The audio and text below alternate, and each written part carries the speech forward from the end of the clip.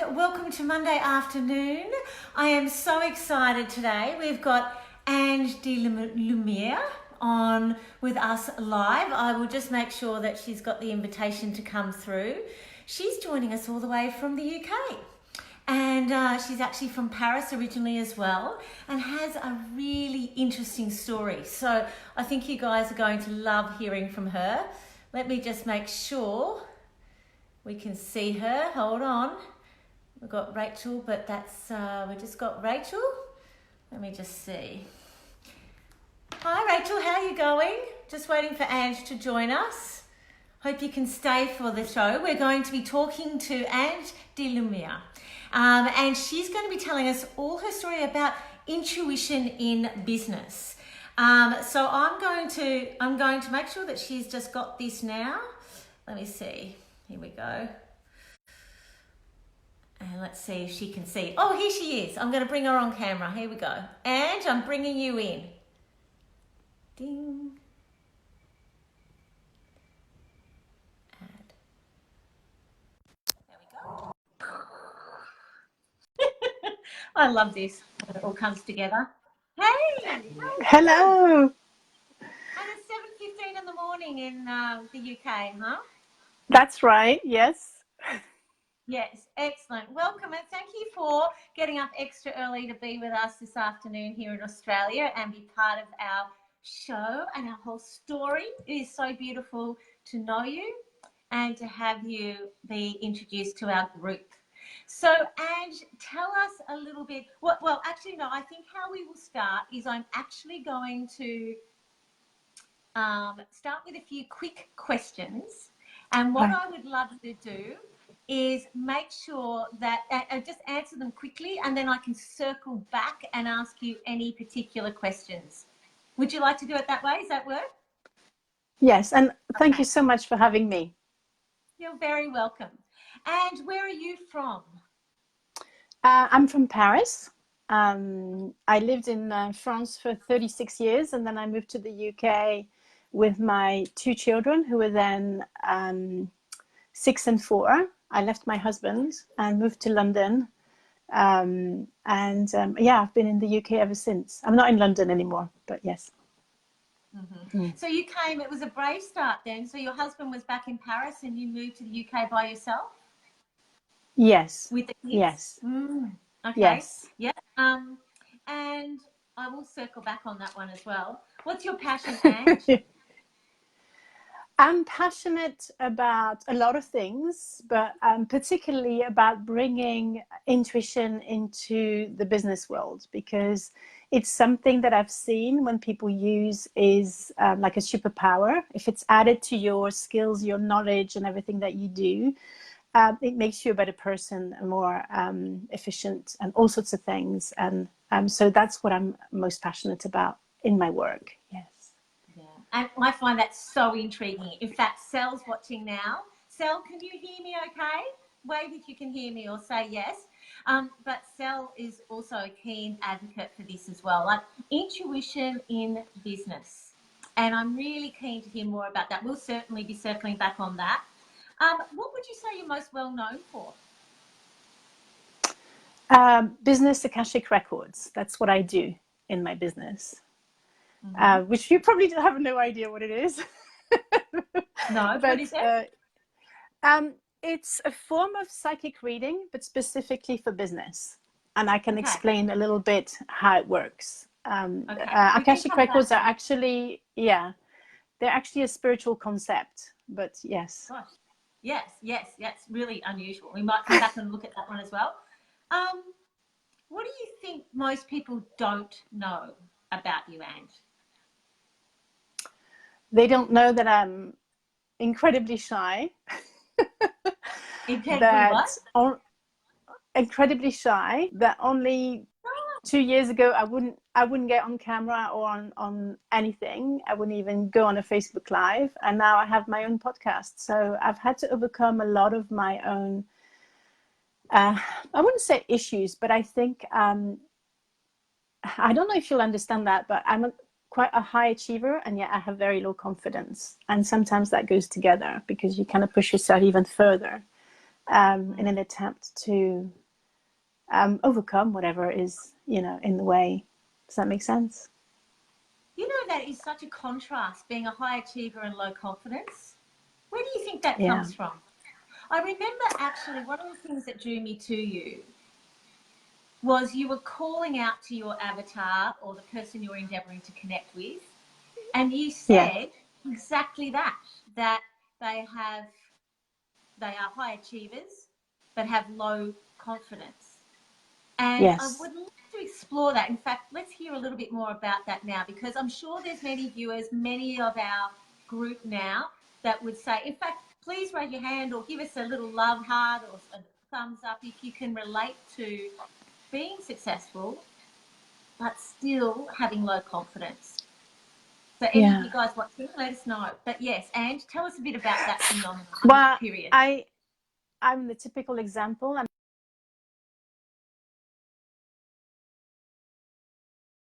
And actually my coach is helping me to recognize all the achievements they've made. For example,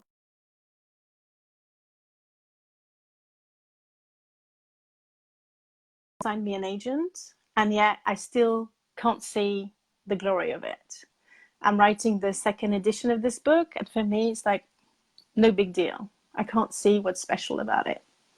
And it just goes on and on like that. Moving to the UK with my 2 children, leaving my husband on my own, and leaving also all my support system, no big deal. I just did it, but why? It's just a pattern. And in my case, I don't know if it's the case for other people who suffer from the same thing. And I've seen this even with famous people. It's very often when you've had trauma or abuse as a child, you are constantly trying to improve yourself to the world.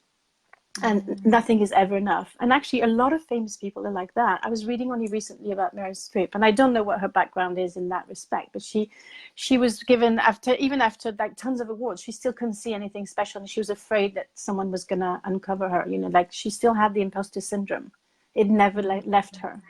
So I think it's actually rather common. It's just that maybe people don't talk about it so much because it's, I don't know, their dirty little secret. I don't know what it is, but for me, it's quite obvious. It's that. And when I was, I don't know if you've mentioned, before I came on, I used to be an international business lawyer. I graduated first of my year whilst I was doing two degrees at the same time, one in translation, one in law. And then I went on to have a 15-year career. I was top of my game. I worked in a law firm. Then I worked in a really, really very competitive and very demanding environment where we would do due diligence. It was like selling mergers and acquisition. I don't know if you know that, but I actually started in that field in the property development for business. And for me, it was just normal, like I just did it. If I could do it, I didn't see anything special about it. And it was never So you enough. were I just saying that wanted always. despite all the accolades, all of the success that you'd achieved, it was never enough. It didn't stick. Yeah. You never It, felt confident in yourself, like, I'm okay now, I'm good, I've got this. no. Well, or very little. It's disproportionate, and it's still the case, but I'm kind of learned to live with it. But it's disproportionate compared to the success that I have. It's never, it never kind of fills the gap. If that makes any You know, sense. I think it's really common, and I think it's particularly common in my readings. It's particularly common amongst women. There's that whole Yeah. phenomenon of where you can get 98% correct, but you're focusing on that 2% that you didn't reach or Yep. didn't do or achieve, and your whole onus Yeah. is on that flat spot. And Yeah. that becomes that desire to be perfect, which is unattainable, becomes your fixation. And I think you actually have to retrain your mind to focus on all the white Yes. space, not the black dot, so that you can enjoy life. Yes. Otherwise, you're never going Absolutely. to be satisfied or content, is probably the better word. You're never going to be content in your life because you're constantly looking to that 100%, which, is impossible or rarely, rarely possible to achieve, and certainly difficult to sustain, because as soon as you do, Yes. it's the next thing and the next thing and the next thing. So, and you do see that Yep. with that addiction to success but never quite being enough. And is that where the soul's journey grew with you? You talk about, what's interesting here is you've come from a very black and white industry, mergers and acquisitions in law, to Yeah. suddenly intuition in business, which the two are almost on polar opposites. Tell us a little bit about the journey of how you graduated from 6-minute increments Yeah. to, a place where time is of little Yeah. consequence. It actually started with my private life because I was in a very unhappy marriage back in France with my first marriage. And I went to a psychic because a friend literally dragged me there. And I met this woman who had such wisdom in her. She had compassion for my husband, for everyone. And she seemed to have this wisdom that I aspired to. And she's the one who actually helped me to make the move to England and said, at one point, it wasn't from the start, she said, England's good for you, just go there, you will be happier and all that sort of thing. And secretly within, I was thinking, I want to do what she does. This is what I really want to do. I want to help people be on course and be happier and all that sort of thing. But I never in a million years thought it would happen to me. It was like I just admired her.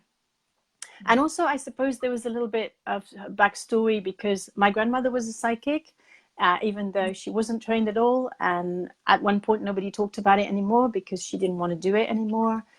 She used to do it more like to entertain guests. And then one day she saw the death of the husband of a lady who was in front of her. And she said, oh, I'm sorry, I can't see anything. And then she refused to touch her cards again. So, and I was a teen at that time, so it kind of intrigued me and I wanted to know more, but she didn't want to talk about it at all. It was a complete block. My mum was completely against it. Well, she kind of was entertained as anyone else, but it wasn't. And my dad was a Catholic, raised in a tradition that is really not into this kind of thing. So it's almost like I had my grandmother's gift, but without possibility to talk to her about it. At least that's what surfaced later on. Because once I moved to the UK, after I settled, and in truth, it was a great move for me. It was one of the best things I did for me and my children. It gave me like a rebirth. My entire life started opening again. And after a couple of years, I thought, it was really nice to have this reading with this lady. I'd like to have another one.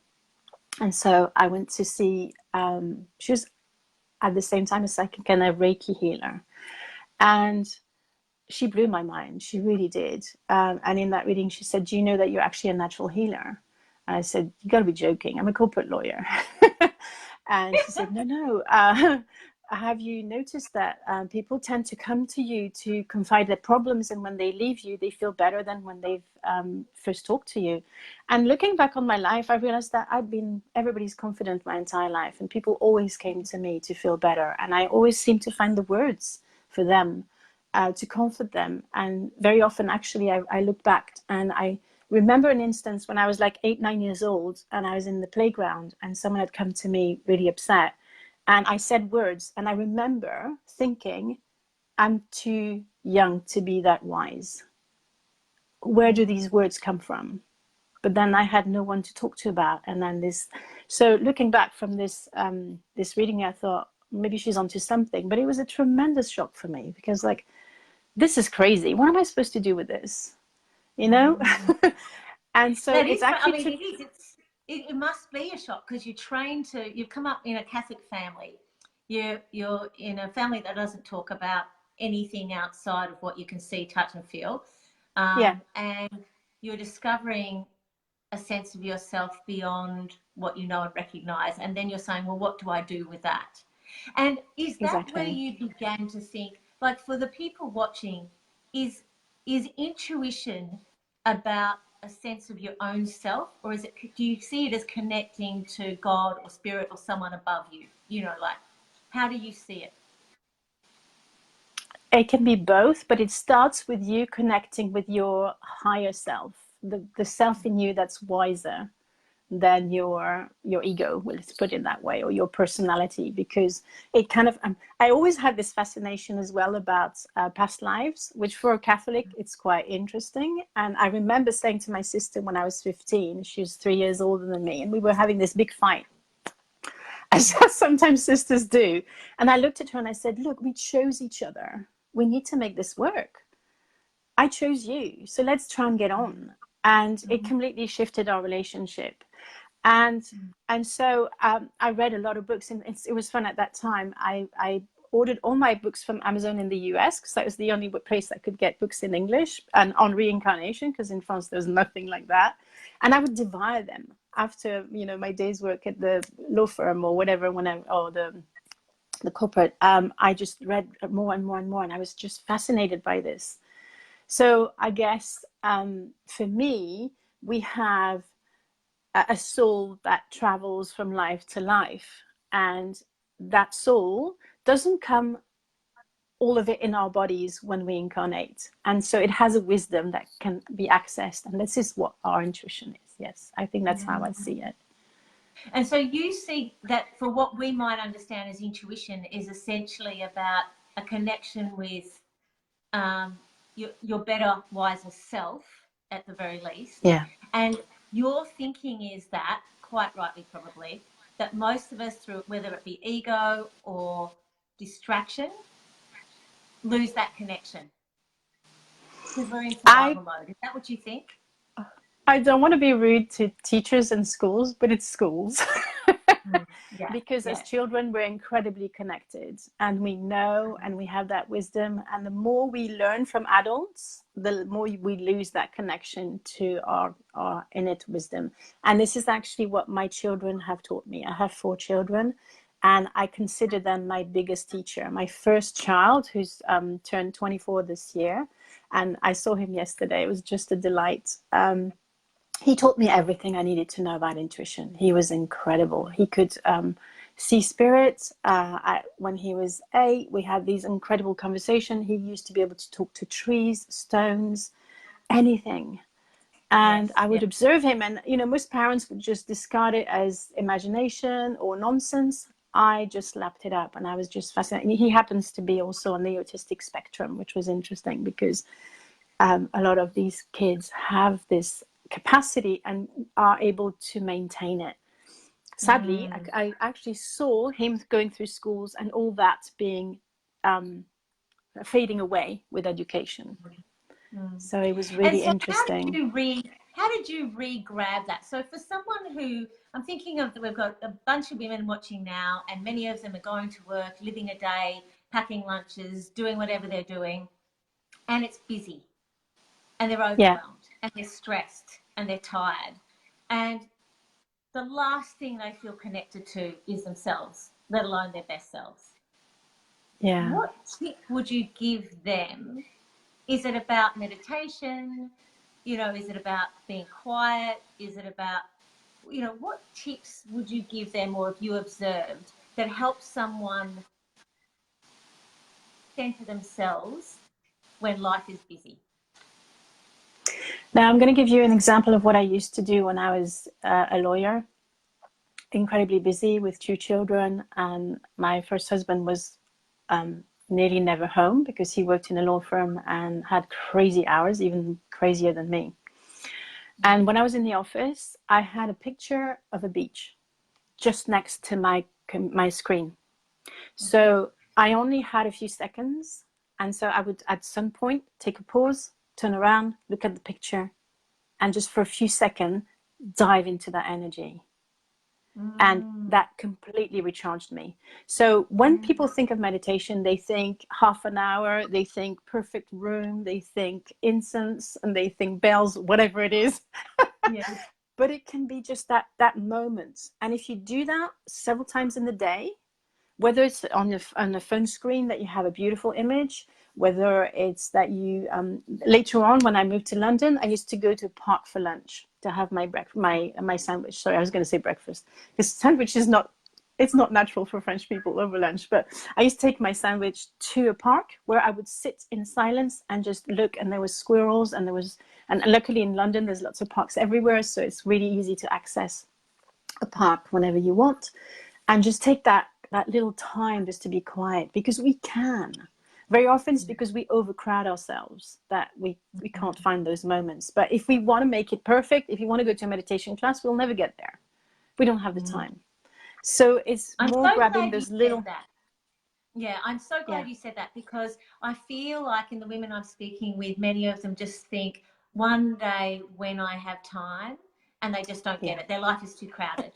no, And I love the triggers, because you're quite right. Even if it's your screensaver on your phone, but ideally you want your trigger not to be on your phone. But the beauty of it being on your phone is every time you see it, it reminds you of something important to you, or that gives you a sense of joy. yeah, And the same with visual triggers as well, just to be able yeah, to recalibrate, I think.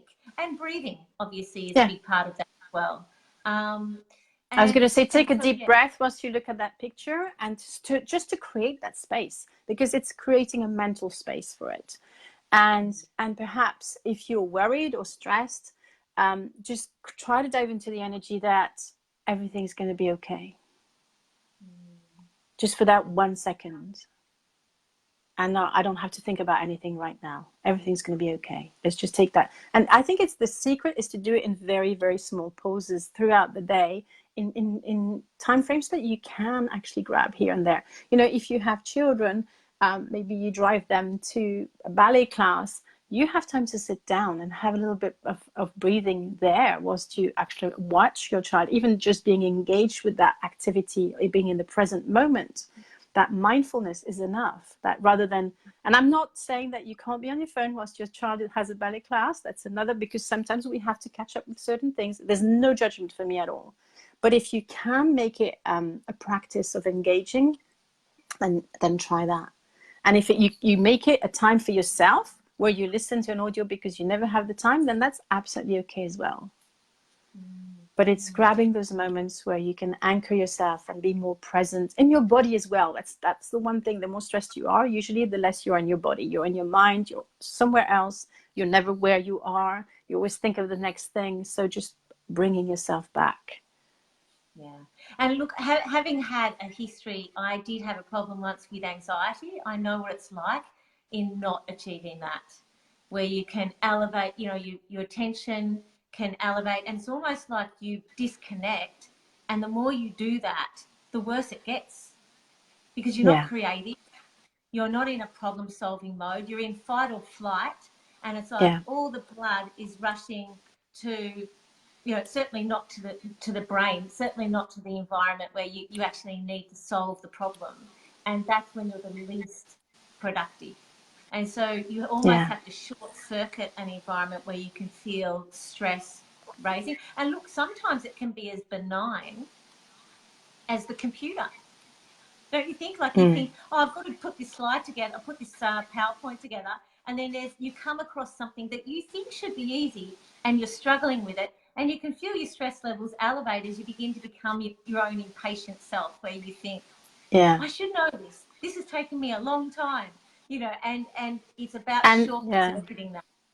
Mm, And also mm, sometimes it's just about walking away from the computer, going in your garden if you have one, or outside, and putting your feet barefoot in the grass for 5 minutes and coming back, if you can, or something. I would probably suggest as well doing a very, very simple EFT thing by just tapping very gently on your wrist like that, just to bring yourself back. as a way of And reconnecting. yes, And the other part is taking breaks. That's something I really only have learned to master recently. We did a program the other day. The Pomodoro technique was Pomodoro technique. I think that's yes, that's what anyway. it's called. Yeah, and essentially it's where you might do 20 minutes activity of great intention, and then deliberately separate yourself for 5 minutes and Yeah, then come back and continue. Because I think for many of us, hello Ruth, how are you? For many of us, and Ruth was actually in that class. For many of us, we just go, go, go, go, and we don't make the time to just pause and yeah, recalibrate before going back to that activity. And particularly if we're, list writers, then that can be a shocker because we just go to the next item on the list Yeah. rather than recenter ourselves and go, done, Yeah. pause, reflect, celebrate that, move on to the next thing with intention. And a good way to do that is to listen to a song and have a little boogie, a little dance. I just did that before your interview, by the way. I just went and had a listen and a little dance, and then I came back and I thought, yeah, this feels better, definitely. That's great because you've got to get yourself in state. Tony Robbins would say in state, wouldn't he? And so essentially that whole, whatever trigger you need, whether it's visual, audio, kinesthetic, you're getting yourself in state to perform or to go to the next task, whatever it is. You're giving your whole self to the next part. Yeah, and I would, in my language, I would say you get yourself high vibe so you can get to the next task. You lift yourself, you give yourself that little boost instead of just pushing through it until you're so tired you can't even think. So that's the idea. What was it, Ange, that made you think, I'm leaving corporate law and that whole world and I'm moving to this other chapter? Tell us a little bit about that journey. Oh, I didn't think I chose it because I actually was made redundant, but I know that it was the universe conspiring. And in the months preceding being made redundant, I actually took a 3-month sabbatical and I trained in Reiki. And I didn't think this would have this effect but now, because I'm a Reiki master, I can see how once you do that sort of thing, it kind of puts you on course to where you're supposed to be. And anything that doesn't fit with where you're supposed to be will be stripped away from your life, basically. Not to say that, it's always that dramatic, but it was for me, because it had been for years that I felt I was trying to do the best within the environment I was in, but I also felt that I had my limits and actually I didn't know what to do next, if that makes any sense. So I was spat out by the universe, pushed me away and forced me to leave this. So first I trained as a clinical hypnotherapist because that's something I was fascinated about, especially because I was interested in past lives. And it had a funny effect because actually the moment I trained in clinical hypnotherapy, I realized I don't really want to regress people into their past lives. That doesn't feel right to me. Whereas it had been something I'd probably had dreamed about for 7 or 8 years, including being regressed into my own past lives because of all the books that I read and all the fascinating stories that I had read. So that was interesting. And so I also trained in Reiki and almost all of the psychic modalities that you can think of. I won animal communication course that I didn't really want, but the universe wanted me to do it. So I won that course. It was a distance learning course. Tarot, I actually was a psychic reader as a tarot reader for 10 years in psychic fairs, and one of the most popular psychic fair next to where I live. This was crazy. If you think I was a lawyer to start with. But this came with another lesson for me, that I was disconnected from my old self. It's almost like there was a first life and then there was another life, and then I couldn't put the two together. So after, I would say, about 10 years, I thought, no, this isn't right. I can't keep, because I was hiding my intuition, psychic gifts, whatever you want to call them, from the people I used to know, because I felt it would diminish my professional status. And at the same time, with the people who were into intuition, psychic gifts, whatever it is, healers, I was hiding my lawyer side because it didn't feel appropriate in that. So I was split. And at one point, it was really interesting. One of my good friends who we studied together law, and he was trying to explain on Facebook, because we had reconnected, and he was trying to explain to people what I had become. So he said, oh, Ange is now a medium. And I said, no, I'm not a medium. And I said, and that's when I created this word of spiritual lawyer. I said, no, I'm a spiritual lawyer. That's what I am. And that started the integration process, because for me, I wasn't one or the other. I was both. And it started to make sense to me that I was here to bring this unity, because we are all born intuitive. We're all born with this gift. And sometimes people think there's the gifted and the ungifted. It's not true. For me, we all have intuition, and it's like we're all born with legs. But if nobody ever told you that you're supposed to use your legs to walk, you would never walk. If everybody was sitting and never walking, suppose we had those little hover thing that took us from place to place and we never used our legs, then we wouldn't even know what they're for. And that's exactly what intuition is in this world. And we so, have it, but we don't know. Yeah, we have it, we don't know it, or we don't, well, we know, but we don't trust it, or we don't use it or draw upon Yeah. it. Or all of the above. And I think one of the enemies of intuition is just the busyness of life. But and I know those that do use their intuition, and there's a whole spectrum there about whether we want to focus more on the spiritual side or less. But for many, their intuitive ability, it might not even be about a spiritual sense, but it's more about their sense of connection with self and trusting self in making decisions. Even as a woman, you know, like actually saying my intuition is saying this is not the right way to go. I need to pull back, or I need to continue. And being able to trust ourselves, you know, in regards to that as well. And beyond the technique of the triggers and even the tapping, is there anything else that you would suggest as a means of practice on a daily method of operation that we can be doing to stay connected with our intuition, to stay connected with our wisdom, let's call it that? I would say do what children do, and that's to play as much as you can. Have fun. Bring fun in everything. Because this will raise your vibration, and as you raise your vibration, you will be more tuned in, tapped on, like kids are. I think that's the best way. And people would say, go meditate, you know, do all sorts of things. I don't think it works as well as much as having fun. So what do you do, Ange? What's your thing? Do you have like a ping pong table out the back, or what's your... I think dance works for me. Like I just did earlier, listening to a good song, having a good boogie, singing to the top of my lungs, you know, whatever it is. I used to do art. That's how I connected to my intuition. I actually started doing mosaics completely accidentally, I would say. And these pieces just flew out of me. This is how I actually realized I was channeling all that thing.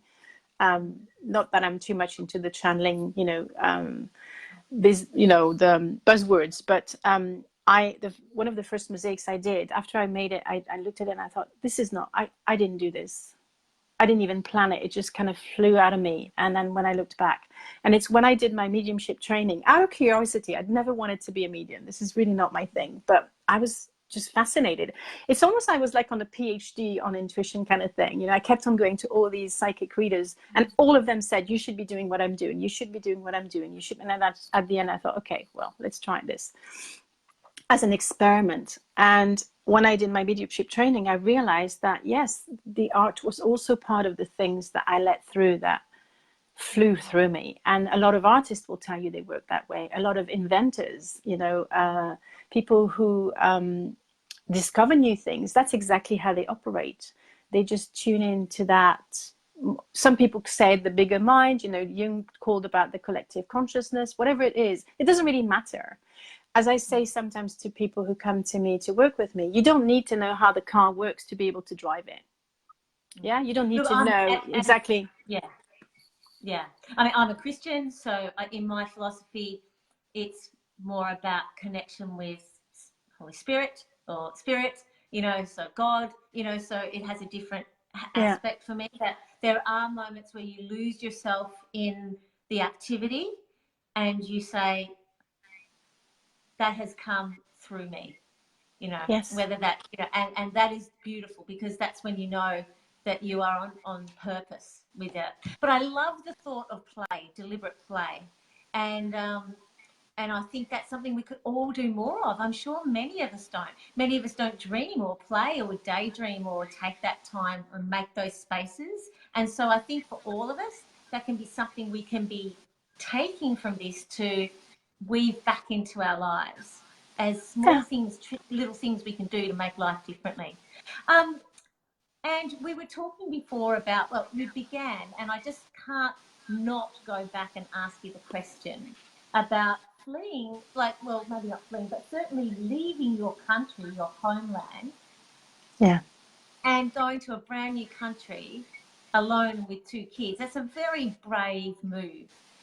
Obviously, this group is financially independent women. And not to get confused or overwhelmed on the financial side, it's as much about a celebration of independent prosperity or independence or prosperous independence as it is, Yeah. the focus being on independence as it is on prosperity. Tell us a little bit about that journey from a practical point of view of what you had to discover in yourself to have the courage, conviction, and confidence to be able to make those decisions. I would say the person that helped me the most was that psychic, because she gave me that little bit of extra confidence that it was going to work out. Because I was discussing, what happened is I had worked on a really huge deal in my job with my boss, and he was promoted to go to London, and basically he wanted to take me with him. So in a way, it was easy in that sense, the move, because all I needed to do was to go to London for some interviews and see if they liked me. And then I was just following him to London. But of course, it came with a lot of other things, because I had wanted to leave my husband anyway. So that was an opportunity to do that. It was very scary. And I think had I not had this, this beautiful woman in the background to tell me, say yes, you will not regret it, I might have had the courage, sure, but I wouldn't have that peace of mind that I was doing the right thing. So sometimes you know already what you're supposed to do, but to have someone by your side that can say, yes, yes, go on. It's scary, it looks really, but it will work out, can make all the difference. Yeah. And sometimes it can come in a dream, or it can come in just that sense of Yes. peace or prayer, or, whatever that connection is, where you just feel absolutely reassured that what you're feeling is right. You have a sense that, yeah, it just feels right. Absolutely. This is how intuition works. I'm so glad you mentioned dreams, because this probably in dreams that intuition comes to us at first when we're too busy otherwise, because that's when our wisdom can catch us, because we're not going anywhere. So that's where sometimes our higher self comes to knock on the door, or maybe we have an idea that comes, and then we need to trust that, especially if it feels good. And sometimes Yes. it will not make sense. It feels good, but it doesn't make sense. And that's when you have to understand, this is my intuition. You recognize intuition as well, because it's not something you would have thought yourself. Suddenly you have an idea, but you wouldn't have thought it. That. Because when you think, you have like a logic. You go A, B, C, D, E. There's that path. Whereas with intuition, you're on A and suddenly you're shown G. Oh, G. I hadn't thought of that. Let's be curious about it. How did it come to me? I didn't think this. This is your intuition. If you haven't thought it consciously, if you haven't, if you've been thinking about something and then suddenly a random thought about something else comes up, then it's your intuition trying to talk to you. And is Does that that make where sense? journaling? Yes, I love that. I've never heard that explanation before, and I'm wondering, is that where journaling comes in, where people can say, as you begin to journal, you can find that certain random thoughts will come, and that's where you can begin to record it and explore it in a Yeah. way you wouldn't do if you were just going through tasks. Well, the people who are into the channeling world would say you're channel writing. So basically, you're setting your mind aside by just writing what comes to you without really thinking much, and then ideas come to you more and more and more and more, and that's how you access this. Inspiration. Inspiration always comes. I think it comes from the French word esprit, which means the spirit. So inspiration comes from spirit always. It's just that people don't need to know that it comes from spirit in a way to be inspired. We're inspired all the time, aren't we? Yeah, I had never even thought about that and the French connection to that. That's beautiful. what would you say for, so going back to that time, beyond your sense of reassurance, what Yeah. practically, for you, if we have got anyone in the group who's on the brink of making a massive change that they have maybe prayed on, or thought on, or reflected on and gone, this is what I need to do next. From someone who's actually done that brave move, in your case, countries as well as relationships, as well as careers, Yeah. what's something you could talk to in regards to the nimble transition? By nimble, you mean the detail, yeah? The small Nimble, steps. I So mean it's being not a word able I'm to, that familiar with. yeah, I mean being able to evolve gracefully. I think there needs to be a sense of trust. Trust in yourself, trust in the universe, trust that you can do something that maybe you've never done and that it's going to be working out okay. And perhaps look back on things that you have done that you thought you would never do, and now it's behind you. So looking back on your life, and where is it that at one point have you done something that was like, for example, when I finished my studies, I had first I did 1 year in England as part of my curriculum. So I actually studied in another country, in a completely different environment, in a language that wasn't mine. Then before that actually, when I finished school, I took a gap year abroad. So the traveling bit was kind of familiar for me, but that time to move out and make my home in another country was another story. But I suppose I had already taken a few steps in that direction that made that, okay, it was a big step, but so I would suggest also to take small steps in that direction so that you soothe yourself maybe into that novelty. I would also suggest visualizing yourself doing it, because the mind is so powerful that the more, if you can daydream about it and, imagine yourself doing it and maybe feeling relaxed. That reminds me of something that happened to me as a child. That was amazing. I was afraid of the water and I had swimming lessons with my entire school, as you do. And I was just like, I just wanted to come to grasp with it so I wouldn't have a panic attack in the water. And I literally had this dream the night before that I was swimming and it was going so well and I was relaxed and everything went well. And that's actually what happened the next day, which was completely the opposite of what could have happened had I not had the dream, if that makes any sense. So tap into that imagination, tap into that prefrontal cortex as opposed to the reptile brain. Maybe that's why you could listen to guided meditations that help you to get into that zone where you feel relaxed and where you feel comforted and where you feel that, what if it worked out okay? And Just that would keep be the asking that same question. that would be the same technique you would employ if you were speaking to an audience and you had a fear of public speaking. You would say the same thing. Just imagine yourself feeling confident and at home. Yeah. And it's about the feeling, not just the visualizing. Yeah. Yeah. And I guess, Angela, I know we're coming close to our time, but in regards to one final question, obviously this is a group of financially independent women. What role has wealth or financial security play for you in all of this transition?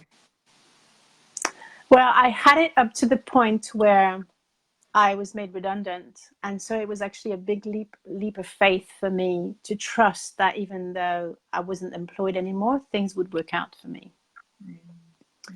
So I would say it's easy to feel confident when you have the financial security, and it's less when it's pulled away from you. And it is, however, an incredible opportunity and I want to use this word more in a generic term, but in faith in yourself, faith in the universe, faith in your destiny, faith in anything that if something happens to you and it doesn't look like maybe it's a good thing, just try to remind yourself that everything is always working out for you on some level, even if it's because you're learning something. Maybe you're learning to be independent because you were in a relationship and now you're not.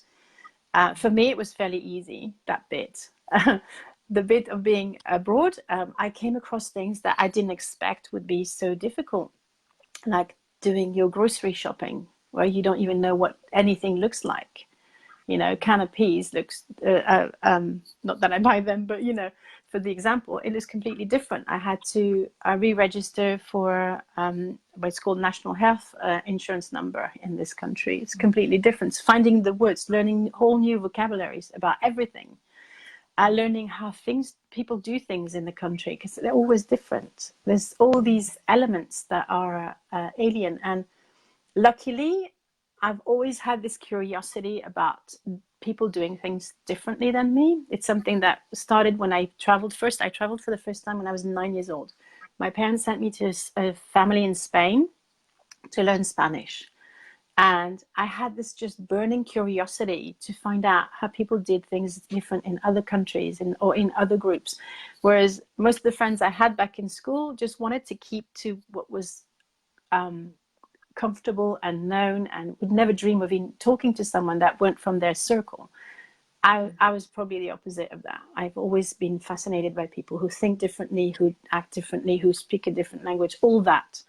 So I suppose that helped me in that sense. But I want to say there's an excitement in going into the unknown. It can be scary, but it's the other side of scary is actually excitement, because it's something new, it's something fresh, it's something nourishing, it's something that will push you out of your comfort zone, but also will bring you so much growth. I love that. And I love what you said about growth, excitement, the invitation to become more than you are right at the moment. And that's all the energy. It's about tapping into the right energy, not fear, not panic, but actually being calm enough and trusting enough to be able to say, I've got this. It's always worked out on some level. This will work, you know, this will continue to work out for me. The universe is conspiring in my favor. And I think if you can begin to trust yourself, then your confidence does grow. You know, that it goes hand in hand. That's what you do. And it's just something. Sorry. Thank you so much for your time today. In closing, is there one final piece or anything you want to add that we haven't covered quickly now about a final piece of advice, information, tools? I would say probably if you want to start trusting your intuition more, go back in time over your life and all the instances where you have had an intuitive idea, and either you followed it or you not, but try and do some detective work, and this will actually show you that you're a lot more intuitive than you think. We tend to discard these events or these occurrences as they go because it's not on our radar, or we don't believe. If you don't believe something, then you don't actually collect the evidence to support it. So I would say start collecting evidence, have an intuition journal, start jotting things down. And I really want people to do that, because I believe that intelligence combined with intuition takes us that much further than we could ever go. It's a superpower. It's like putting, you know, that super diesel or whatever, or petrol in our car. It takes it to the next level of that's my belief. That's what I stand for. Thank you so much, and I love that. I love that, taking it to the next level. If people want to find you, where and how do they connect? Beyond through this group, obviously, they can reach out to you that way. Yes, I have a page called I Can Help You. My business is called I Can Help You Thrive. So it's icanhelpyouthrive.com for my website, and my Facebook page is called I Can Help You Thrive as well. Thank you so much for having me. It's been a pleasure. It's been a real pleasure. See you soon. Cheers.